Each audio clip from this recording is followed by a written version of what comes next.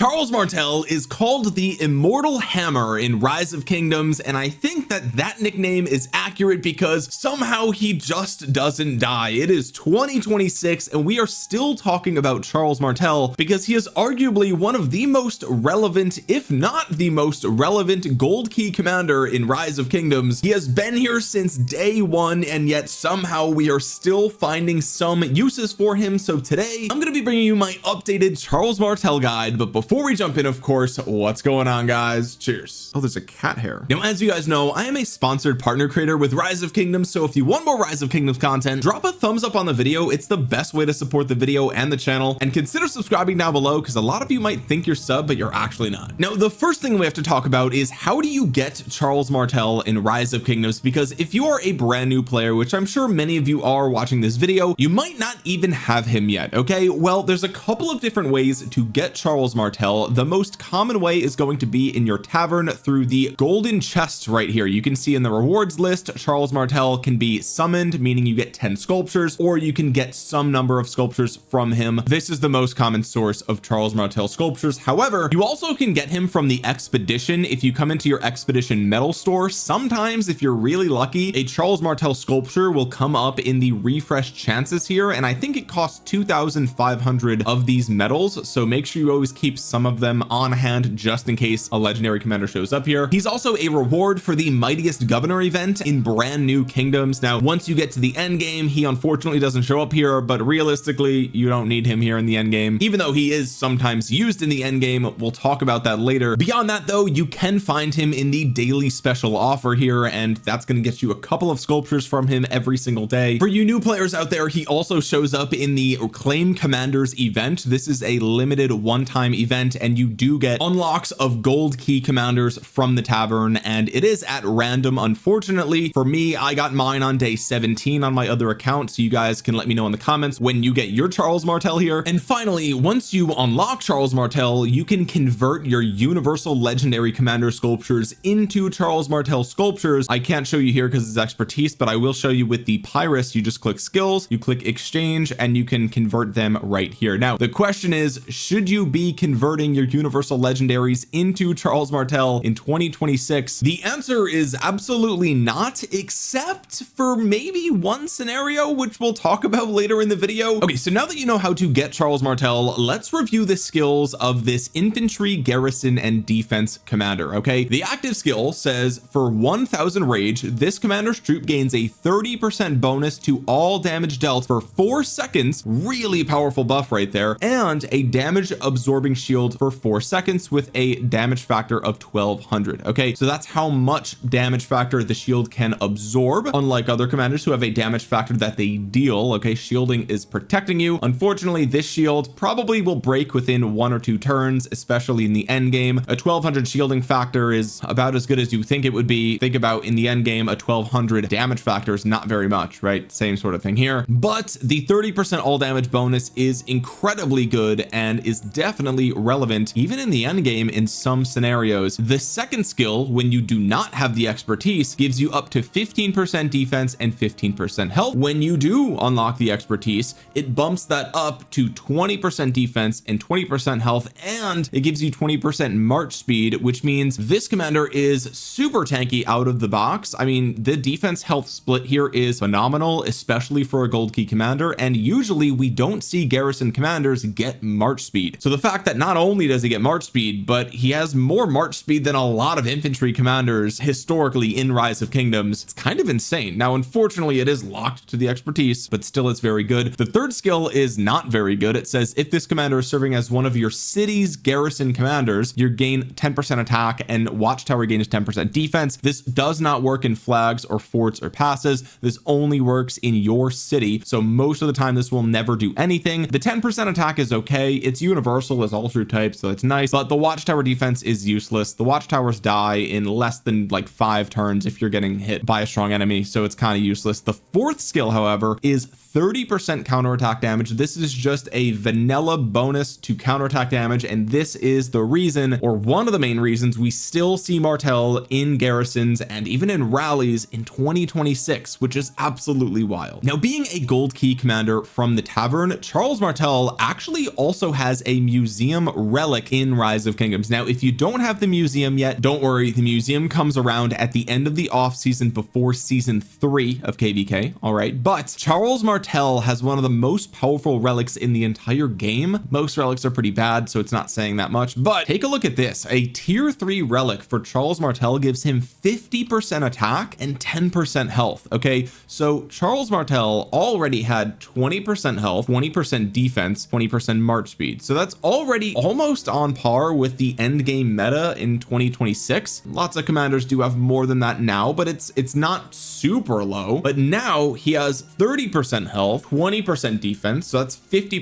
of stats right there, and then you throw 50% attack on top of that. We're talking about a commander with 100% of stats all the time. It's actually insane how many stats Charles Martel has, and that is kind of where he shines. Okay, and then on top of that he gets the march speed. So all in all, while Charles Martel isn't necessarily the most fancy commander in Rise of Kingdoms, there are plenty of commanders that do more than him. A lot of his kit is just raw stats. That's really where he shines. Now we're going to talk about the pros and cons of Charles Martel in just a second, and I'll tell you why his kit is so good and what it's lacking. But first, let me share with you guys some of the best talent builds for Charles Martel, because that paints a better picture of his complete package. And in order to show you his talent build, I am going to share with you my Gorgo. The reason for that is because Gorgo is also an infantry, garrison, and defense commander, and all of their talents are identical. Okay, all of this is exactly the same for Charles Martel. Okay, and the talent build you're looking at right now is actually a city anti-swarm talent build. So what this means is Charles Martel is on your city. He is your primary commander, because only the talents of the primary commander work in Rise of Kingdoms. That's all the time, and you're expecting your city to get swarmed down, which if you're using Charles Martel, that means you probably don't have many better options for city garrison. Not that Martel is bad, but you might be a free-to-play player, and really if you're under like 100 million power, then the chances of you getting swarmed down are pretty high. So this is the build that I would go with. You only grab the front line of talents here in the infantry tree because your city typically has more than just infantry, so a lot of the stats up here aren't super great. For a city garrison, they're phenomenal in other places we'll talk about. Call of the Pack is generic defense for all troop types. Double-headed axe is normal damage, very good. Undying Fury is fantastic, and Iron Spear is very good because you probably will be getting hit by cavalry. In the defense tree, we come up here and grab balance to take less damage. We also grab burning blood. We also grab no weakness, 1.5% less damage across the board. Along the way, we grab spiked armor for more counterattack damage, which is great. That's what Charles Martel does. And then we grab loose formation, which recently was buffed. This is even stronger now than it used to be, and that's because it used to only take 9% less skill damage, but now it takes 9% less skill, combo, and smite damage. So you might not notice this in KVK 1, for example, but once you reach the end game, you'll understand what smite and combo damage are, and you'll understand just how good this actually is. So very good stuff. This literally means Martel is stronger now than he was last year because of loose formation. Okay, and then in the garrison tree, you come up here and grab this first line of talents. Okay, nowhere to turn is exclusively for your city garrison. Okay, this gives you extra rage. This makes your garrison take 6% less damage. This makes you deal 6% more damage, and this gives you 15% less skill damage. Now I honestly think they should have bumped this up for combo and delta as well, but maybe that would just make garrisons too strong. But you also make your way up to know thy enemy, because it says if your city's garrison is surrounded, you take 9% less damage, right? Which again, this is the anti-swarm city build, and you probably will be taking a swarm if you're under 100 million power, so taking 9% less damage there is really good. Really, if you get hit with a rally plus one other army, this triggers, right? So you don't even need a massive swarm, you just need at least 2 things hitting you. Now if you're going to use Martel in the open field, this is the build that I would go with. You come up here and you grab all the same talents we talked about before, except for balance. You grab 2 points in march speed here for 6%, and then in the infantry tree, you grab all the talents we just talked about plus the 6% health. You put 4 points in hold the line for a chance to take less damage when you're hit. You grab all the march speed over here and the march speed in fleet of foot, and then you put 5 points into elite soldiers for a total of 7.5% total stats for infantry, which is very good. Now if you're going to use Martel as a counter rally, which we'll talk about later in this video when we discuss the best pairs,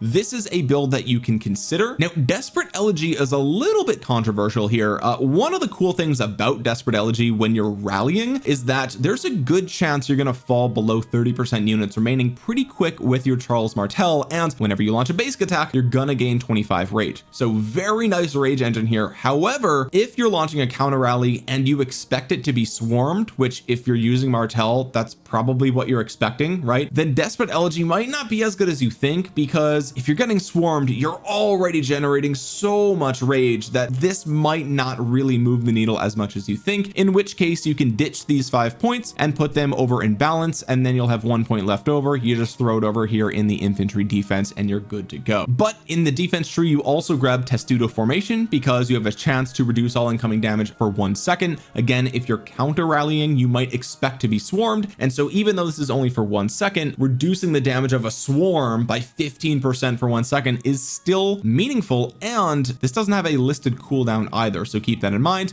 Medicinal Supplies gives you a healing factor, which keeps you alive a little longer, little controversial but not bad. And again, Hold the Line is very good here because this is when you're hit with a basic attack, and again, if you're being swarmed, that's going to increase the probability that this triggers, although this does have a listed cooldown. If you're going to be running a mixed garrison with Charles Martel as the primary, you might consider running something like this, where you grab a lot of the same talents we've already been talking about, but you actually come up here and grab King's Guard in the garrison tree. This says if you're serving as a stronghold garrison commander, then the garrison gains 3% attack, defense, and health. That is 9% of stats for all troop types, which is very good. Okay, now you'll notice that we don't have Undying Fury. The reason for this is because if you are a mixed garrison and you get swarmed, you probably don't need this extra rage because you're going to be generating so much already when you're hit with basic attacks. But if you want to play it safe, you can remove the talents either from balance or from medicinal supplies, and you can grab Undying Fury just to guarantee you get the max rage regen. I wanted to at least throw that in here. Finally, if you're going to run a full infantry garrison, this is the talent build that I would probably go with. You put your points in Hold the Line, Strong of Body for the extra health, Undying Fury, and Iron Spear. In the garrison tree, you actually only grab 3 of the 4 frontline, because remember, this is only for your city. This is for actual strongholds here. You grab Balance, you grab Burning Blood, you grab a Loose Formation, of course, and you grab No Weakness, and then you've got 3 points left over, and I personally decided to throw them into 1% defense, 0.5% of health, because everything else over here is March Speed, March Speed, March Speed, and this is attack. Now that we've covered all of the talent builds, let's talk about the best formations for Charles Martel. And I'm going to be honest, guys, really the main formation you're considering here is Arch Formation, because this deals 5% more normal damage, which includes your counterattack damage. And on top of that, some of the inscriptions here, especially the special inscriptions, are really powerful for anti-swarm. Okay, so destructive, 3.5% boost to normal damage, which is better than a bonus. Okay, I know that's a little tricky, especially if you're a new player, but boosts are multiplicative, bonuses are an additive percentage. Okay, so keep that in mind. Also, straight to the point, another boost here and a chance to gain 20% more normal damage, which is insane. Even keeled is still pretty solid as well. Invincible is great here, and of course Fearless is insane as well. Now, if you're a Giga Whale and you're specifically building him to be anti-swarm for your city, then Tertio Formation might be the play, but I don't think I know anybody that's gone all in on this formation. Okay, so now that we've covered pretty much everything there is to know about Charles Martel, let's go over the pros and cons of him as a legendary commander in 2026. First of all, he's a gold key commander, and that's a huge pro because that means you're going to get sculptures of him for free over time just by playing the game. You got to get a little bit lucky, but I'll tell you, I have 461 extra Charles Martel sculptures, and that's on top of expertising him 2 times. I expertised him once, that's 690 commander sculptures. Then I reset him back to 0 during the commander swap event. Then I spent another 690 to expertise him again, and I got another 461 on top of that, which means throughout my entire time playing Rise of Kingdoms, I have accumulated 1,851 Charles Martel sculptures. So a huge pro for him is you're just going to get him for free. It's gonna take a long time, but you will get there, so just be patient. The other pro for Charles Martel is, like we said before, his counterattack damage is through the roof, which really punishes your enemies if they decide that they want to hit you. Okay, so whether you're in a flag, a fortress, you're in the open field, whether he is part of a rally, it doesn't matter. The damage he deals back to people that are hitting him is very, very high. It's one of the highest in the game, and this is one of those things where it's like the ball's in the enemy's court. Do they want to hit your Charles Martel or not? You don't have to do anything. You don't have to, like, there's no complicated math you have to think about. It's just you throw Martel out there, they hit him, they get hurt really bad. Another pro for Charles Martel is, like I said before, his march speed. Now, for infantry specifically, march speed is historically been pretty rare, although lately we have been getting a lot of really nice march speed on some of these commanders, so I can't complain too much. But as an OG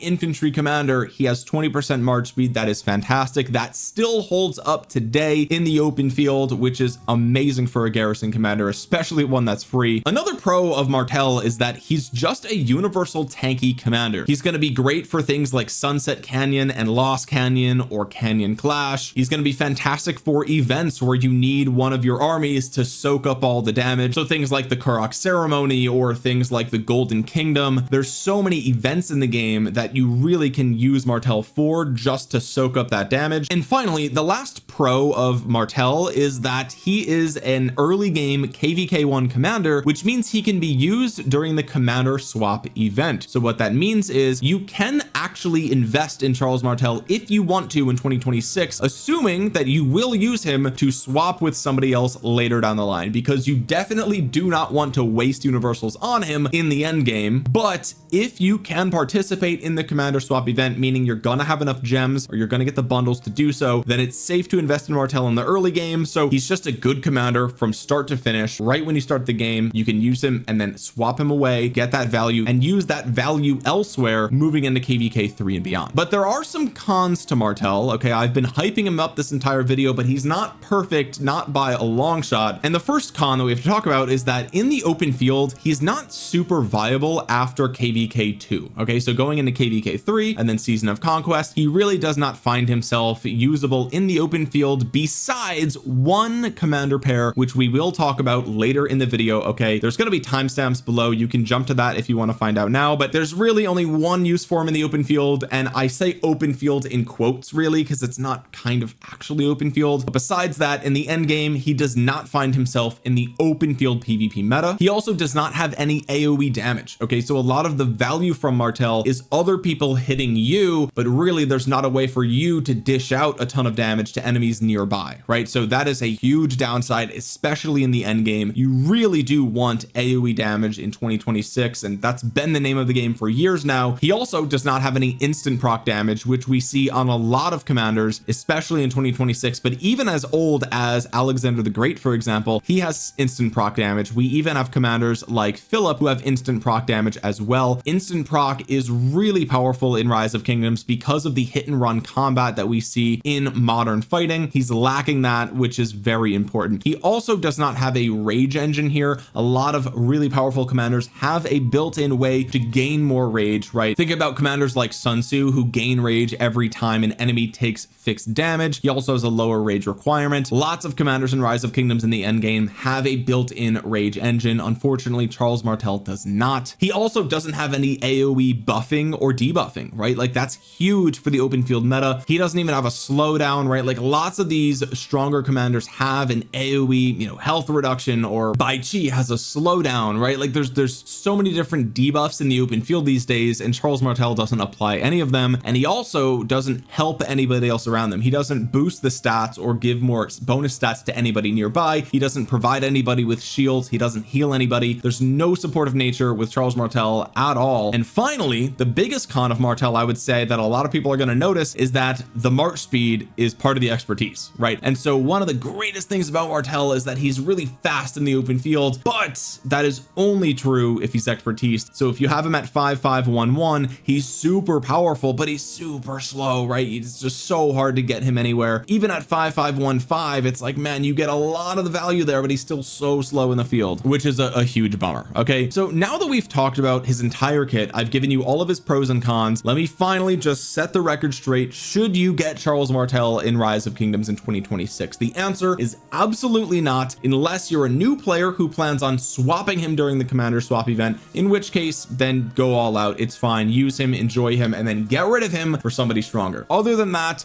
do not invest in Charles Martel in 2026. The only exception would be like if you wanted to buy the daily special offer and you don't have anything better to get there, which I would find insane. You would have to be a brand new Giga Whale for that to sort of be the math, so I wouldn't really think about it. With all of that being said, let's talk about the best commander pairs for Charles Martel in KVK 1. If you guys are brand new to Rise of Kingdoms, this might be the part of the video you were looking forward to, and there's a lot of really great commander pairs for Charles Martel in the early game. Now, the most tried and true is the Richard primary with Martel secondary. This is just a super tanky, normal damage, counterattack damage army in the open field. The synergy here is incredible, but it does have one massive downside, and that is the fact that this only shines if your enemies actually hit you. If they don't hit you, they're just going to ignore you and you're not going to do anything. So this commander pair is super good for being tanky and staying alive. Pretty much nobody can kill you in KvK1, but you also can't kill anybody else. That being said, this is a great commander pair for events and things like Lost Canyon, things like that, where you just need a super tanky army. This is your go-to. If you're looking for another gold key commander to pair him with that's actually going to deal damage, then you can consider a commander like Pyrrhus. Now, Pyrrhus is a commander that you can't ignore in KvK1 because he hits you with 1400 damage factor every single time his active skill goes off. He also gives you some march speed, which you need on your Martel in KvK1 because he's probably not expertise. He gives you more normal damage outside of territory. You get some health there. You get some attack on the third skill, a chance for another shield, which is nice. You also take less skill damage. You deal more normal damage if you have a shield, which again, you get shields from Pyrrhus, you get shields from Martel. You can see the synergy here, and you have a debuff on the expertise, which is quite nice. Now, of these two, who should be the primary? I would say if you're going to do some hit and run combat, meaning you're just going in and out of combat, I would say do the Pyrrhus primary. That's going to get you the best results. But in KvK1, where fights are a little bit slower than they are in the end game, and if you're really able to stick to that target, then I would say do the Martel primary. And the reason for that is because the active skill gives you 30% all damage, and then you hit them with 1400 damage factor, right? So if you do it in that order, Martel's active skill is actually boosting the damage of the Pyrrhus active skill, and so this is actually going to hit harder as a secondary commander than as a primary commander, so you might want to consider. Another commander pair you might want to consider is Ethelfled. Now, Martel gives Ethelfled the tankiness that she needs, and Ethelfled provides the AoE and the debuff that Martel does not have. On top of that, Ethelfled's expertise says you deal more damage to enemies that have been slowed, and remember what I showed you before in Charles Martel's talent build. If you do an open field infantry build, you can grab Cage of Thorns,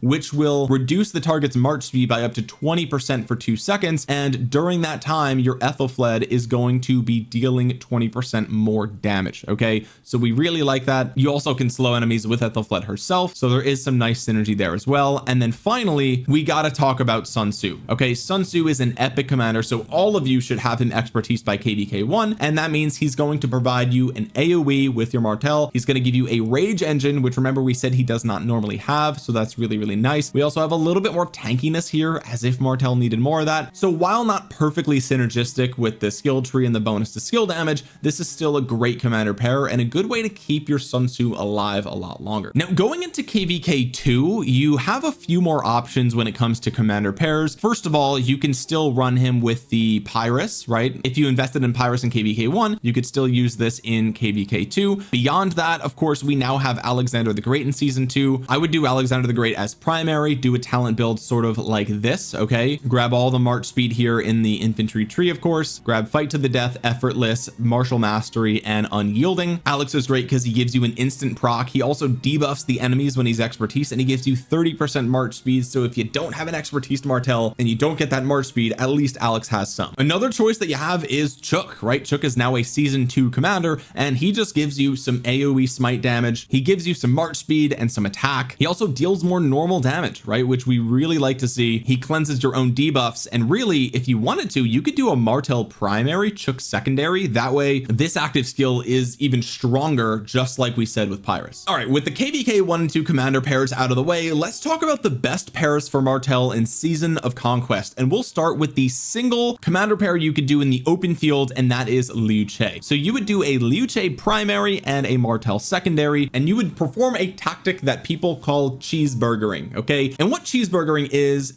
let's say my city is in the middle of a battlefield, okay? There's enemies all around my city, they're all nearby, they're hitting our flag or something like that. What I can do to cheeseburger is I can pop out of my city and hit an enemy right nearby, and then cast my primary's active skill, and then I just run back to my city. And the reason that Martel is so good for this, and why Liu Che is the match made in heaven, is because Charles Martel, like I said all video, is really great at providing you with counterattack damage. So in a field that is filled with enemies, if they do start swarming you, at least it's going to hurt them a lot. If they don't swarm you, then the Liu Che is doing all the work here, and really, honestly, I'd rather either do a Liu Che with Alexander the Great or a Liu Che with Philip, right? Really, those are my favorite cheeseburger marches. But if you don't have those commanders because you're a new player and you got Liu Che from the Wheel of Fortune, you could do Liu Che with Martel. I've seen lots of players do that, honestly, especially the whales that don't really care about their trades, and it works pretty well for them. But here's the crazy part. In Season of Conquest, Charles Martel still finds himself as both a garrison and a rally leader in some occasions, which is wild. So the first one that comes to mind is a Charles Martel primary with Ivar the Boneless secondary. And the reason that you do this is because, first of all, they both have the infantry defense tree. You don't care that much about the conquering tree anyway, so it doesn't really matter that Martel's the primary, except remember, Martel's active skill gives you 30% all damage for 4 seconds, and then Ivar hits them with a 2500 3 target explosion, and you gain extra rage, which is the rage engine we want. You also gain some health and some attack here. So again, we're talking about 80% infantry attack with this pairing, 40% infantry health, 20% defense. You also deal more damage to calves. You also take less combo damage, and when you're hit with basic attacks, you deal some damage back to the attacker. So now not only is there anti-swarm built into the counterattack damage from Martel, there's anti-swarm built in here as well, and you take less normal damage. So all in all, this is a very tanky rally that you could launch into battlefields that you feel need a tanky rally. Now, if you find yourself in a KVK with artifacts which allow you to swap the troop type of a specific commander, then you could run Attila and Martel together, and this is again just an anti-swarm rally. Like, if anybody hits this thing, they are going to get obliterated. Now, if we're talking garrisons, which is what a lot of you might think of when you think of Martel, you can still run the Gorgo primary with Martel secondary. That does still work occasionally in 2026. The Gorgo is primary because of the lower rage requirement, so you're just gonna fire your skills even faster with Gorgo primary. Another garrison that I've seen people use that's a little bit outdated at this point is the Martel with Hera. Depending on the KVK, maybe some people are still using this more than I'm seeing personally, but Martel Hera is just another sort of